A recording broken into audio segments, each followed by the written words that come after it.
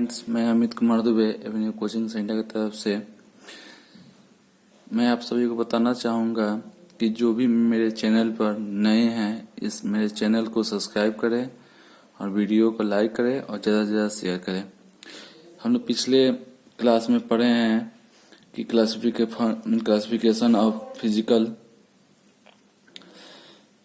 Quantity भौतिक राशियों के बारे में क्या क्या होता है, इसके बारे में हम डिस्कस करते हैं कि मोशन के बारे में जानेंगे। तो मोशन मीन्स होता है गति, यानी किसी भी वस्तु के अंदर जब गति रहता है यानी उसके अंदर मोशन आएगा, तो एनर्जी जब रहेगा तो वो गति में रहेगा। जानेंगे कि इस टॉपिक में इस चैप्टर में हमको क्या क्या पढ़ना है। ठीक है, ये क्लास 9 का स्टैंडर्ड का है। फिजिक्स का पहला चैप्टर है गति, मोशन, जिसको हम लोग सीबीएसई में मोशन पढ़ते हैं और बिहार बोर्ड में गति पढ़ते हैं। फिजिकल से यानी भौतिक अवस्था को दो भागों में बांटा गया है, रेस्ट एंड मोशन।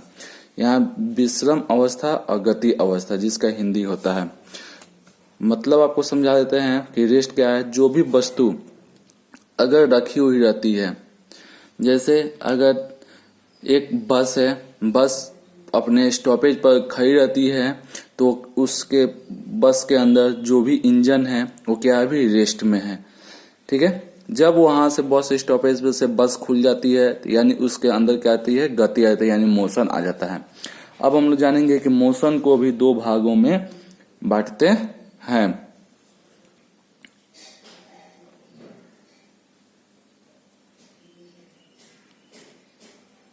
मोशन यानी गतिज अवस्था। गतिज अवस्था को भी क्या करते हैं हम लोग, दो भागों में बांटते हैं। पहला जो होता है,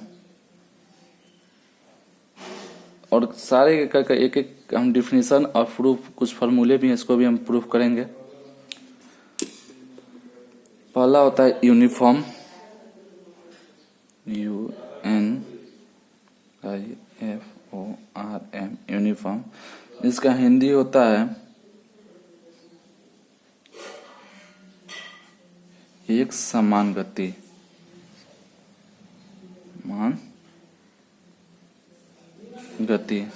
सेकंड जो होता है नॉन यूनिफॉर्म,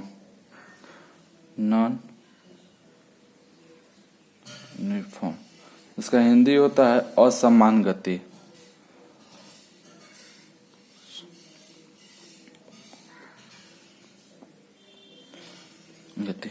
हम इसके बारे में, सारे के बारे में हम क्या करेंगे, थोड़ा डिस्कस से ब्रीफली जानेंगे। ठीक है, फिर क्या करते हैं हम लोग, नॉन यूनिफॉर्म को, यानी नॉन यूनिफॉर्म को भी दो भागों में बांटते हैं।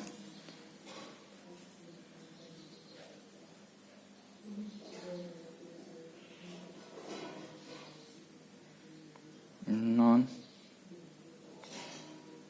यूनिफॉर्म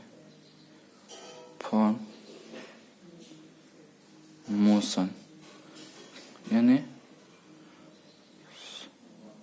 असमान गति को भी हम लोग दो भागों में बांटते हैं।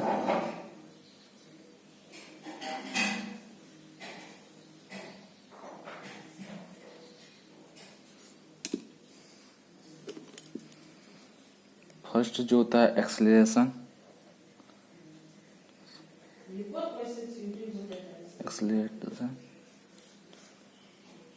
और दूसरा होता है डी एक्सेलरेशन।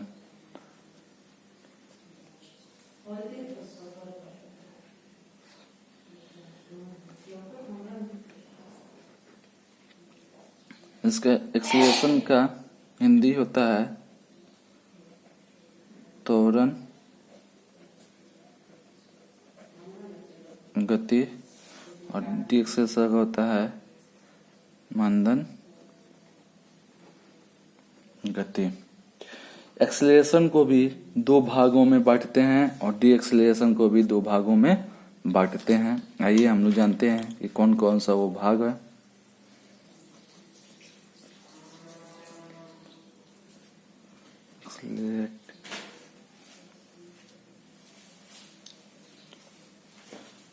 मोशन को दो भागों में बार बार हिंदी लिखने की जरूरत नहीं है, यहाँ लिखा हुआ है उसका।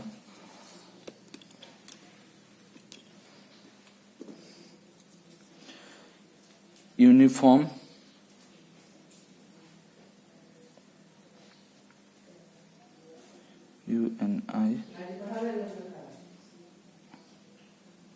यूनिफॉर्म एक्सेलरेशन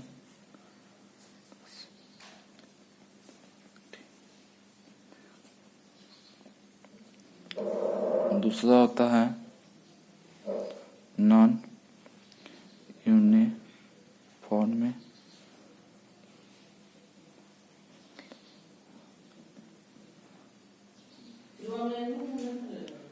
मौसम। समानता इसका हिंदी होता है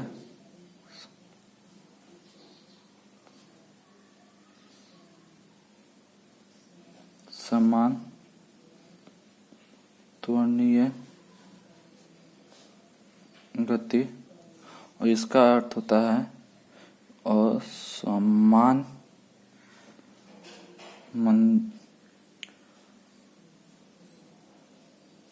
त्वरणीय गति। ठीक है, अब हम लोग जानेंगे डिस्प्लेशन के बारे में।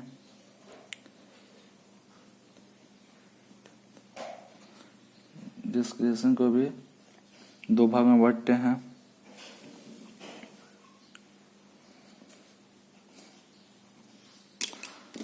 ठीक है, यूनिफॉर्मी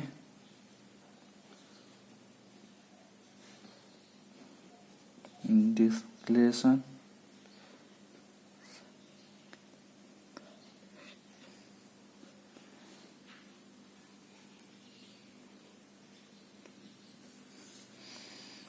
और ये दूसरा होता है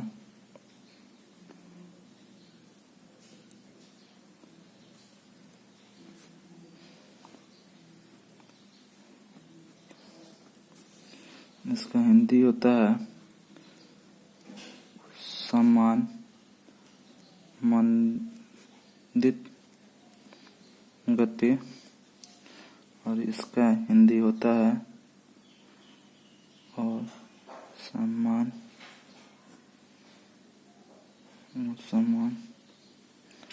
मंदित गति। गति के समीकरण को यानी इक्वेशन ऑफ मोशन को तीन भागों में बांटते हैं।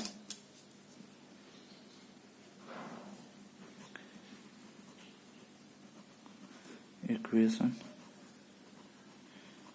मोशन यानी गति के समीकरण को भी क्या करते हैं, तीन भागों में बांटते हैं।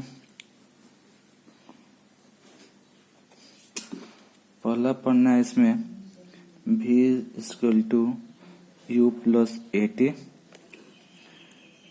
सेकेंड जो पढ़ना है s equal to ut plus half AT square. और थर्ड पढ़ना है v square equal to u square plus 2as। यानी इसको हम लोग बोलते हैं फर्स्ट इक्वेशन,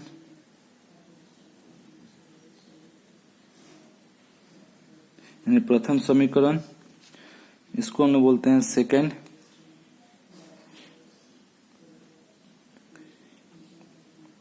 दूसरा समीकरण, और इसको बोलते हैं हम लोग थर्ड।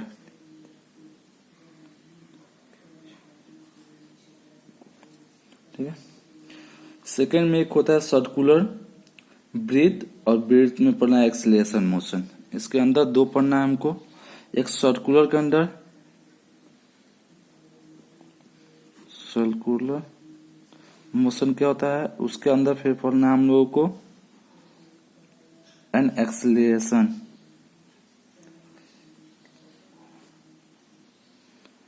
Accelerated motion. फिर से आप लोग को बता देते हैं कि ये क्लास 9 का फर्स्ट चैप्टर है फिजिक्स का, भौतिकी का। मोशन यानी अर्थ होता है गति, फिजिकल स्टेट यानी भौतिक अवस्था को दो भागों में बांटते हैं।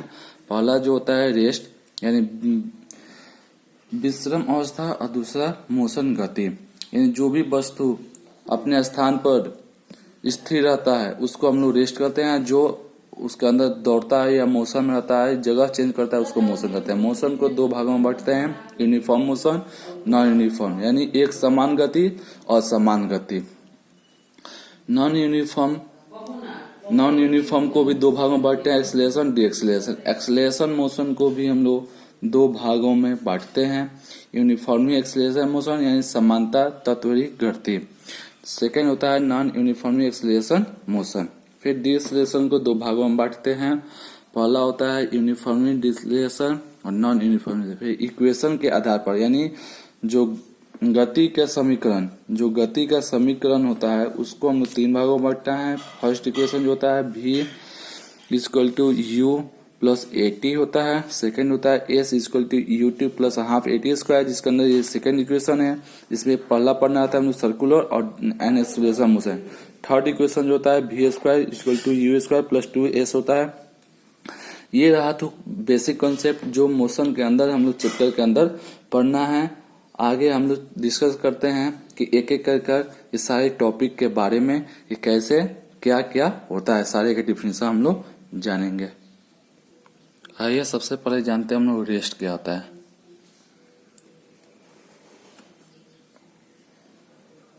जिसको हिंदी में बोलते हैं हम लोग विश्राम अवस्था। आइए हम लोग रेस्ट का डिफिनेशन जानते हैं। A body is said to be in a state of rest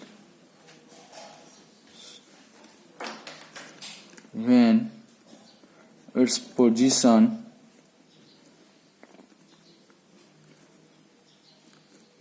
does not change with respect to a reference point.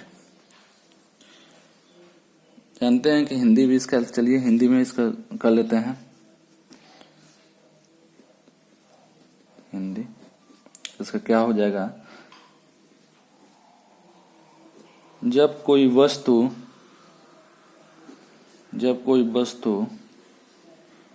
विश्राम अवस्था में, जब कोई वस्तु विषम अवस्था में तब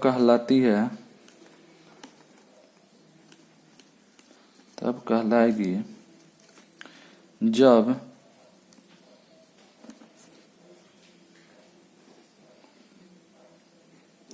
उसकी स्थिति यानी उसका पोजीशन स्थिति में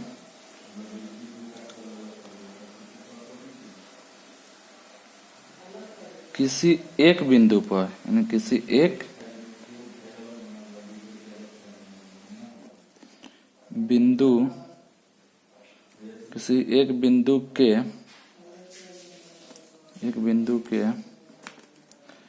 सापेक्षा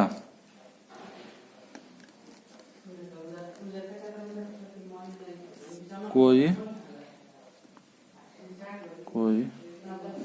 बदलाव न हो रहा हो।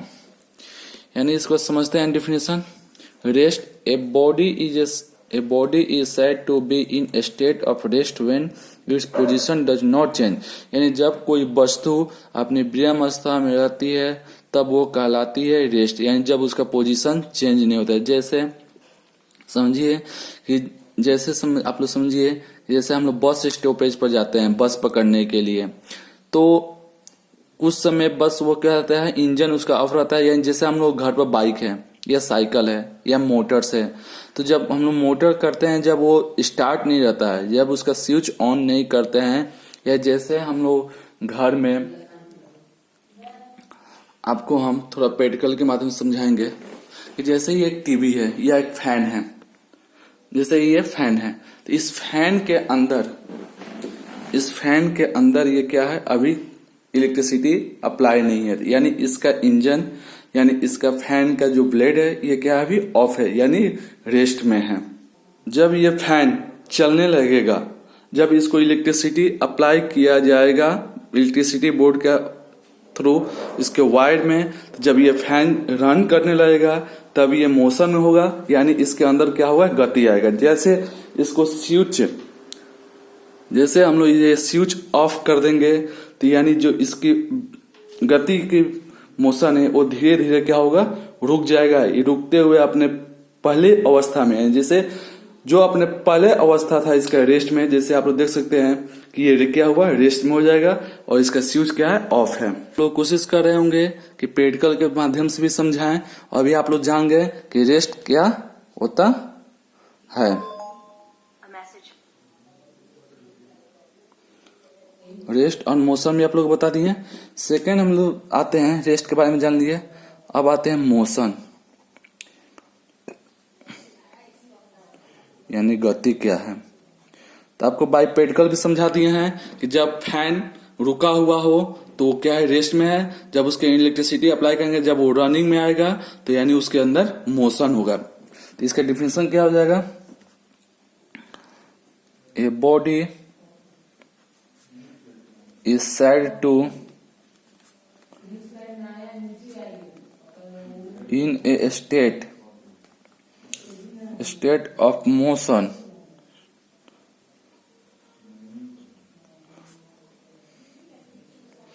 when its position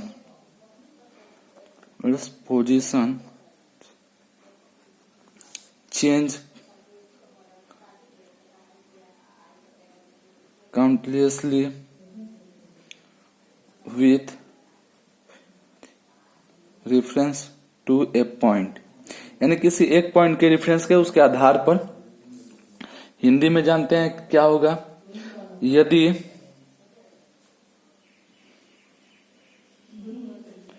यदि किसी वस्तु में, यदि किसी वस्तु की स्थिति में लगातार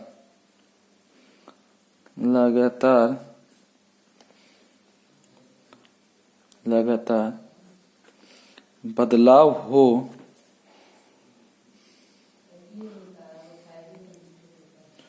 तब यह वस्तु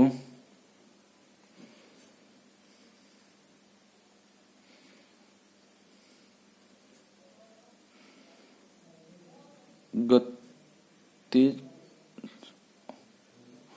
अवस्था लाती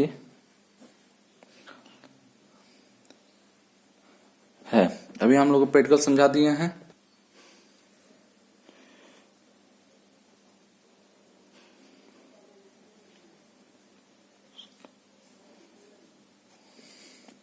नेक्स्ट हम लोग टॉपिक पर चलते हैं अपने। मोशन को हम लोग अलग अलग भागों में बांटते हैं। कैसे, motion can of different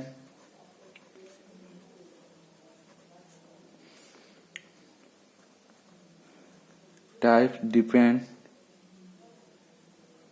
depending upon the types of part by which the object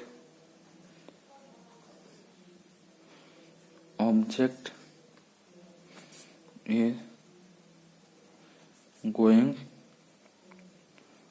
through, यानी गतिज अवस्था के रूप पर हम लोग इसको क्या करते हैं, अलग अलग भागों में बांटते हैं। पहला जो होता है सर्कुलर मोशन, ये किस पर घूमेगा, इन ए सर्कुलर पाथ, यानी जब गोलाकार होगा यानी सर्कुलर होगा तब वो क्या होगा, सर्कुलर पाथ पर ये मूव करेगा। जैसे आप लोग को एग्जांपल समझा दें।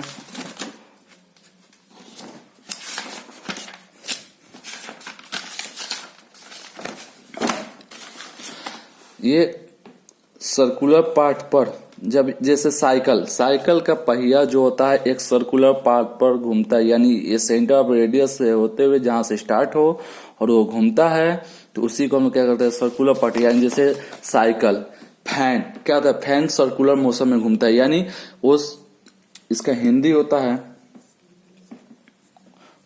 सर्कुलर का हिंदी होता है घूर्णक गति, यानी इसका मतलब हुआ गोलाकार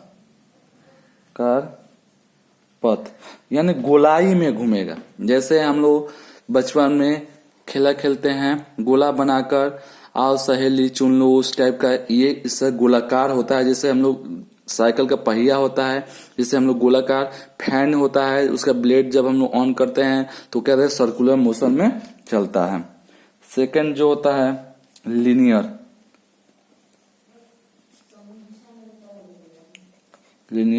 मोशन, यानी इन ए स्ट्रेट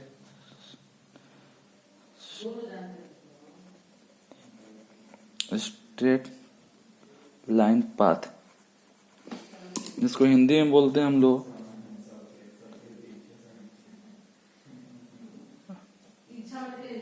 रेखीय गति। इसका अर्थ हुआ रेखीय पथ, यानी जो एक लाइन में, लीनियर इक्वेशन का मतलब हुआ जो भी ऑब्जेक्ट हो वो स्ट्रेट पाथ में, यानी जैसे आपको दिखाएंगे कि एक स्ट्रेट पाथ पर क्या करता है, मूव करता है, उसी को हम लोग क्या कहते हैं, लीनियर मोशन कहते हैं। थर्ड जो होता है ऑसिलेशन या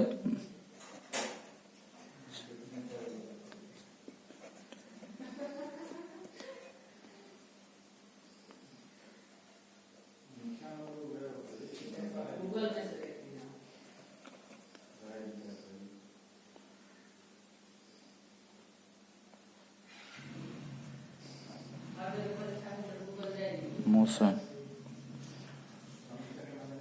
to and fro path with respect to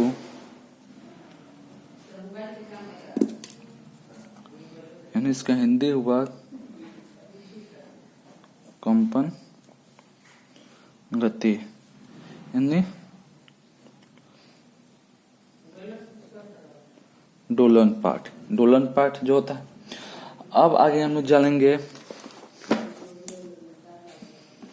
कि स्केलर क्वांटिटी क्या होता है।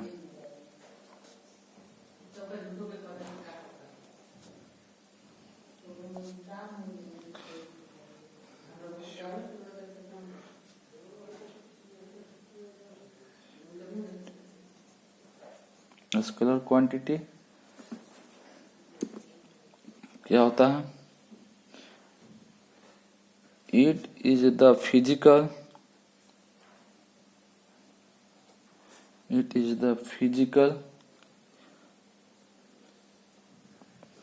Quantity having on magnitude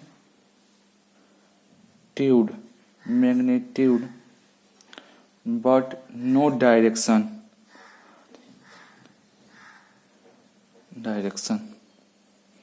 example distance speed,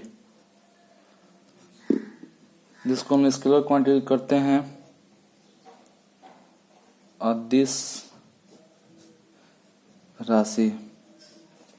यानी हिंदी में जान लीजिए कि यदि किसी भौतिक इकाई का केवल मोल हो जो दिशा को नहीं दर्शाता है, यानी उसके सिर्फ और सिर्फ किसको दर्शाता है, मोल को, मैग्नीट्यूड को, मोल को दर्शाता है, दिशा को नहीं। जैसे हम लोग बोलते हैं कि भैया 5 kg आलू दीजिए, तो 5 kg आलू देना है पूर्व दिशा, तो उसका कोई दिशा नहीं होता है। जैसे डिस्टेंस हुआ, दूरी नापने का जो डिस्टेंस हुआ, पूर्व से आए पश्चिम से आगे, हमको डिस्टेंस ही मेजर करना है, स्पीड, गति मालूम करना है। तो इसको हिंदी में कैसे लिखेंगे? यदि किसी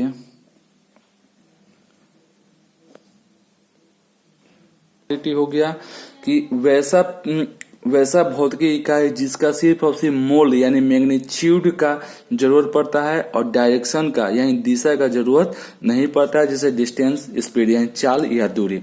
सेकंड जो होता है वेक्टर, वेक्टर क्वांटिटी, जिसको हम लोग बोलते हैं सदिश राशि। कैसे लिखेंगे? It is the physical quantity. ये क्या है? फिजिकल क्वांटिटी है that required both magnitude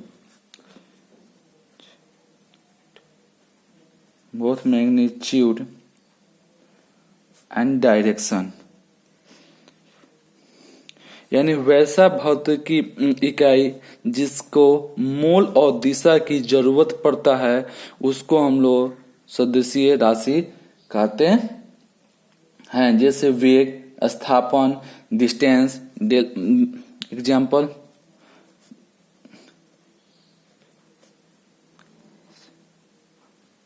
displacement, velocity. इसमें क्या होता है? जैसे हम लोग बोलते हैं कि बाएं मुड़, यानी बाएं, जैसे हम लोग स्कूल में पीरियड होता है तो बाएं मुड़, यानी घड़ी जो होता है एंटी क्लॉकवाइज चलेगा कि एंटी वाइज चलेगा कि क्लॉकवाइज चलेगा। यानी जैसे हम लोग ज्यादातर स्कूल में पीरियड जो होता है उसमें बोला जाता है बायां वृत्तम, दायां वृत्तम, सीधा देख, तो उसको हम लोग क्या बोलते हैं? सदिशीय राशि। यानी उसको क्या होता है? मैग्नीट्यूड। बोला जाए कि पूरब दिशा में, एक आपको बोला जाए कि पूरब से बोला जाए आप लोग को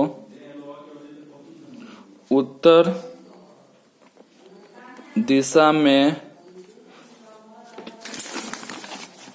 थोड़ा सा आप लोग माफी चाहेंगे, जैसे आप लोग से बोला जाए कि उत्तर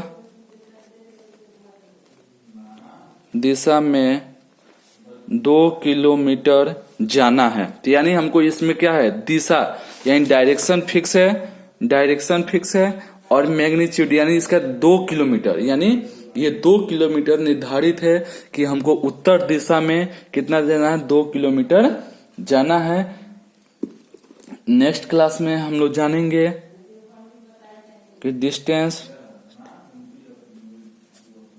एंड